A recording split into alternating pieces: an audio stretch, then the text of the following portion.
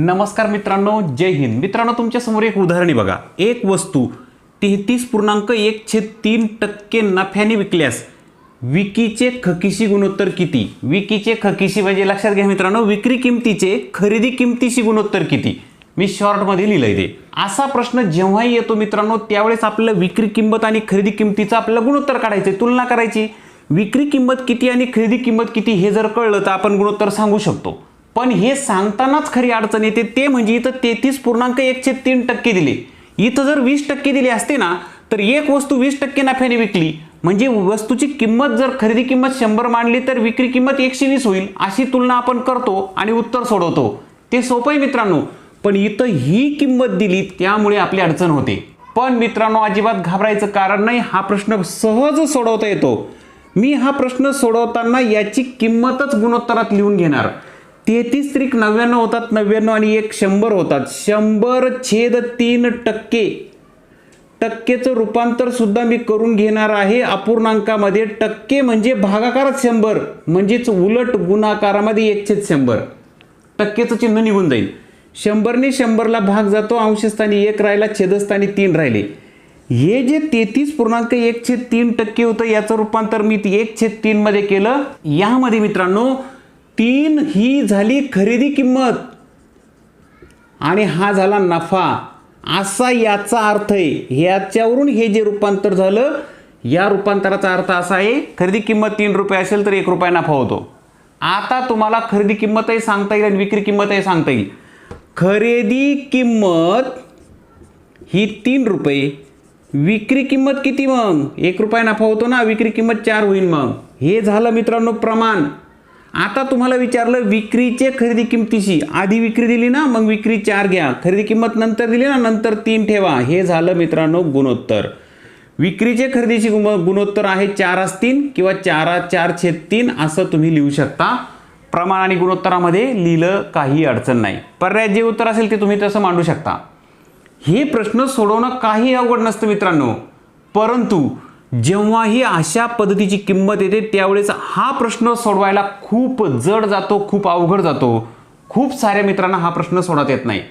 त्यामुळे मित्रांनो, या टाईपचे जेही प्रश्न आहे अशा सर्व प्रश्नांचा सराव मी या व्हिडिओत तुमचा करून घेणार आहे. त्यामुळे कुठेही जाऊ नका. अत्यंत महत्त्वाचा व्हिडिओ असणार आहे तुमच्यासाठी आज. कुठेही जाऊ नका. आणि महत्त्वाचं मित्रांनो, चॅनल तुमच्याकडून सबस्क्राईब करायचं राहून गेला असेल तर चॅनल पहिल्यांदा सबस्क्राईब करून ठेवा. कारण आपल्या चॅनलवर गणित एकदम सोप्या पद्धतीने समजावून दिलं जातं. हे सर्व मी तुम्हाला बेसिक सुद्धा सांगणार आहे. ह्या उदाहरणांचं बेसिक आणि ट्रिक दोन्ही सांगतो मित्रांनो. काळजी अजिबात करायची नाही. सुरू करूया आजचा व्हिडिओ.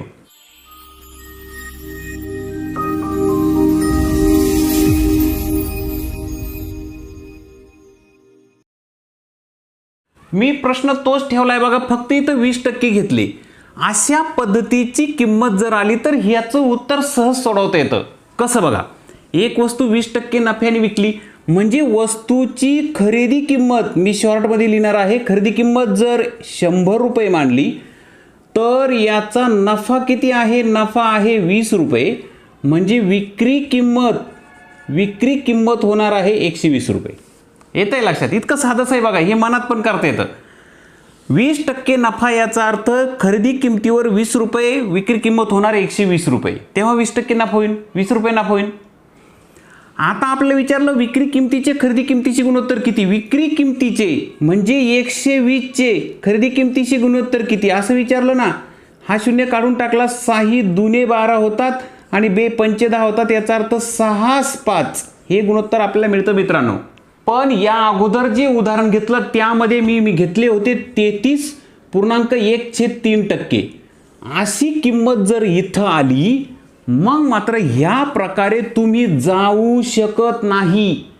कारण 33.1/3% वाढ करायची म्हणजे 100 मध्ये इथं नफा असणार आहे 33.1/3 आणि इथं विक्री किंमत होणार आहे 133/1/3. ही विक्री किंमत होणार आहे. आता याचं गुणोत्तर काढायचं विक्री किमतीशी विक्री किमतीचे खरेदी किमतीशी. आता अडचण इकडे मित्रांनो. आणि ते गुणोत्तर काढताना इथं आपली अडचण होईल. मग सोपं काय? सोप्या पद्धतीने जाण्यासाठी हे उदाहरण मी तुम्हाला ट्रिकने सोडून दाखवतो. म्हणजे तुमच्या लक्षात येईल इथं कोणतीही किंमत येऊ द्या, इथं पूर्णांकात येऊ द्या, अपूर्णांकात येऊ द्या, काही अडचण राहायची नाही. मग मग त्यासाठीची ट्रिक काय आहे मित्रांनो, तर तुम्हाला नफा देऊ द्या, तोटा देऊ द्या, जे काही दिलेलं असेल ते तुम्ही त्याचंच स्वतःचं प्रमाण निश्चित करा. पहिल्यांदा त्याचं प्रमाण स्वतः किती आहे आणि ते करताना मित्रांनो 20% म्हणजे काय हे तुम्हाला लक्षात आलं पाहिजे. 20% म्हणजे 20/100. टक्केवारीचं चिन्ह म्हणजे काय, छेदामध्ये 100 असतो, टक्के चिन्ह काढून टाकलं. आणि याचंच गुणोत्तर जर काढलं तर 20×21 20×5 100 म्हणजे 1/5. हे तुम्हाला पहिल्यांदा गुणोत्तर मिळून जातं. बघा मी ह्या नफ्याचं गुणोत्तर काढलं, नफ्याचं गुणोत्तर काढलं 1/5. हे जे गुणोत्तर काढतो मित्रांनो इथं लक्षात राहू द्या, गुणोत्तरामध्ये छेद जो असतो ती मूळ किंमत असते. मूळ म्हणजे काय, आता नफा झालाय ना, मग नफा कशावर होतो, विक्री किमतीवर होतो की खरेदी किमतीवर होतो, खरेदी किमतीवर होतो मित्रांनो. नफा हा नेहमी खरेदी किमतीवर होतो, तोटा सुद्धा खरेदी किमतीवर असतो. मग ह्यामध्ये छेदस्थानी जी असते ती नेहमी खरेदी किंमत असते. या टाईपचं जर उदाहरण असेल मूळ किंमत असते, मग इथं मूळ किंमत जी आहे ती खरेदी किंमत आहे. त्यावर हा एक 5 दिसतोय ना, हा एक आहे नफा.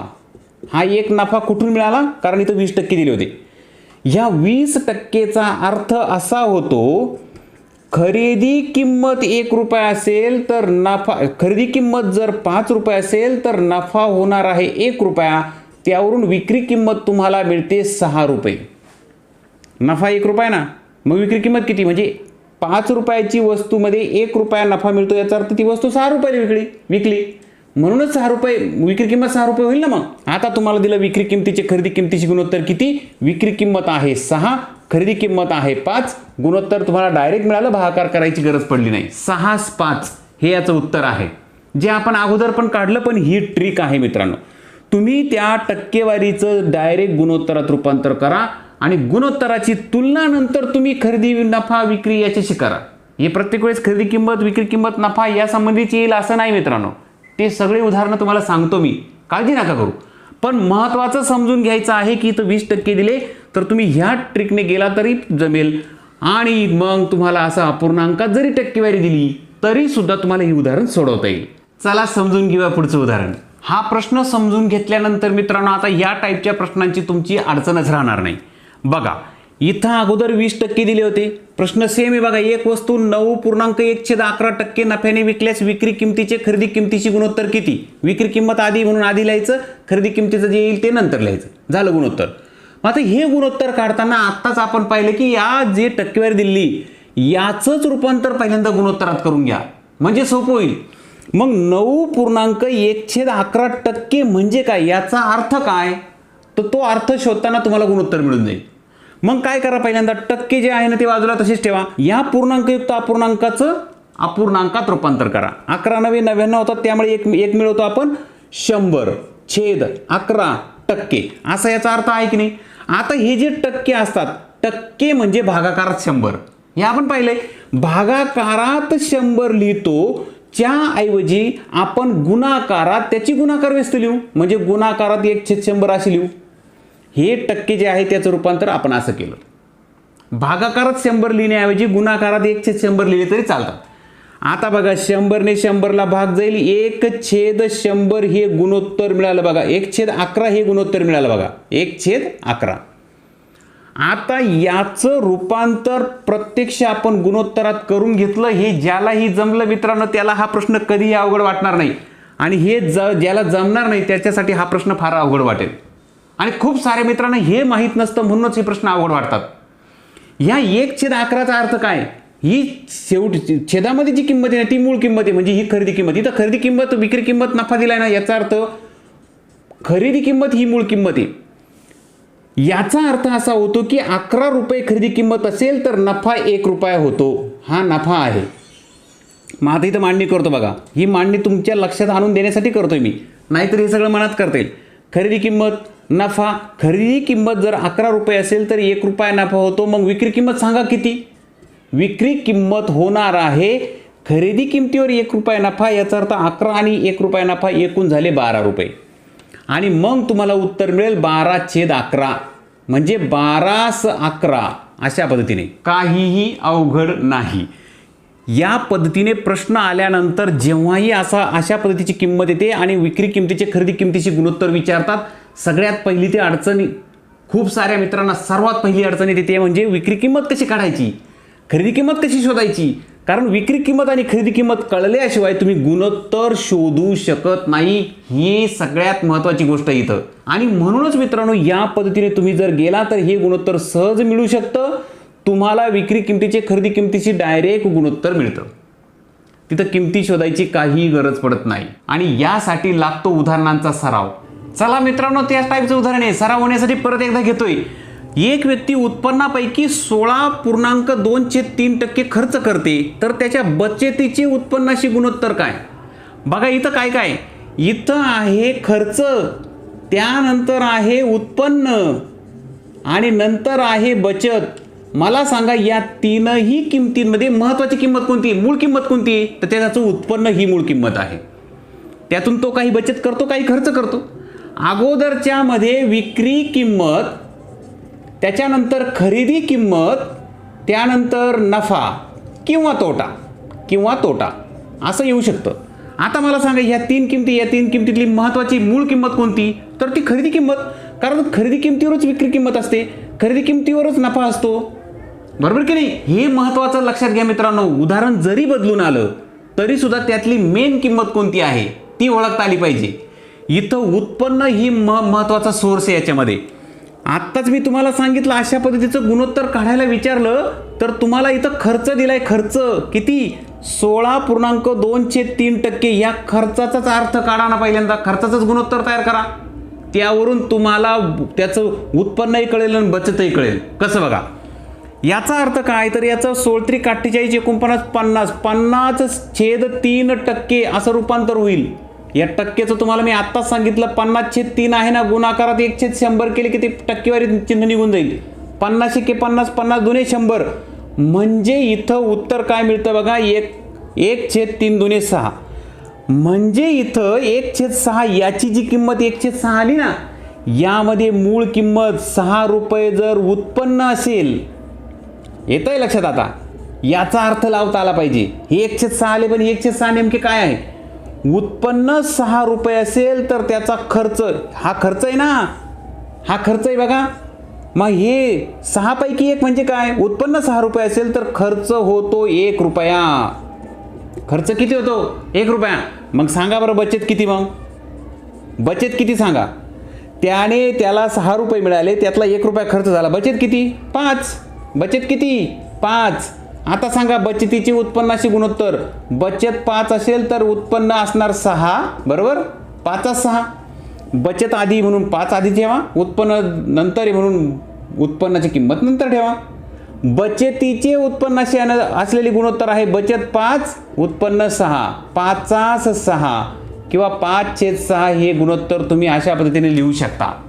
काय अडचणी बरं सांगा बरं. आता किती सोपं आहे हे उदाहरण. पण हे उदाहरण सोडवणं काही एवढं सोपं नसतं मित्रांनो, जर तुम्हाला अशा प्रकारची जर ट्रिक माहीत नसली तर मित्रांनो ह्या ट्रिक माहीत असायला पाहिजे. आणि ह्या ट्रिक तुम्हाला माहीत असायला पाहिजे म्हणून हे उदाहरण तुमच्यासाठी घेऊन आलो, हा व्हिडिओ तुमच्यासाठी घेऊन आलो.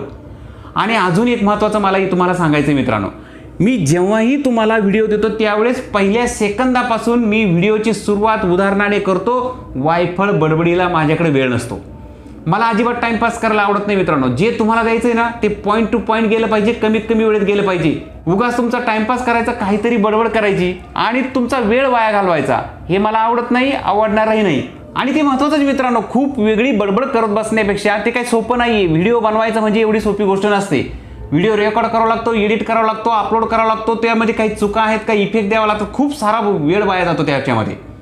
तर हा वेळ वाया घालवण्यापेक्षा पॉईंट टू पॉईंट शिकवणं, कमीत कमी वेळेमध्ये जास्तीत जास्त डेटा तुमच्यापर्यंत पोहोचवणं, माहिती तुमच्यापर्यंत पोहोचवणं, हे मला जास्त महत्त्वाचं वाटतं. आणि म्हणून मी पहिल्या सेकंदापासून डायरेक्ट उदाहरण आणि लगेच सुरुवात.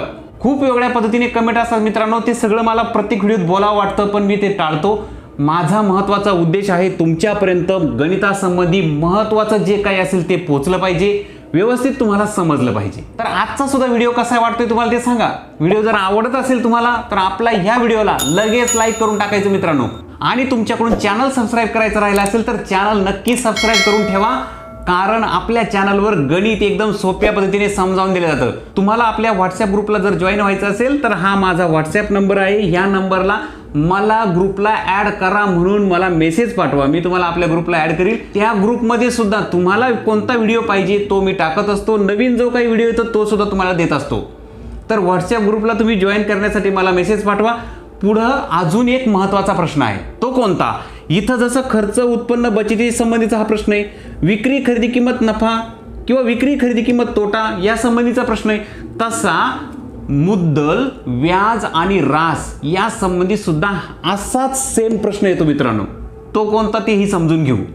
हा तो प्रश्न आहे मित्रांनो. बघा, एका रकमेवरील व्याजाचा दर दशादशे 20% असेल तर मुद्दल व रास यांचे 1 वर्षाचे गुणोत्तर किती? आता हा प्रश्न पहिल्यांदा समजून घेऊ बेसिक पद्धतीने. बघा मित्रांनो, मुद्दल असते, मुद्दलावर व्याज मिळते आणि मुद्दल आणि व्याज दोन्ही मिळून रास बनते. बरोबर.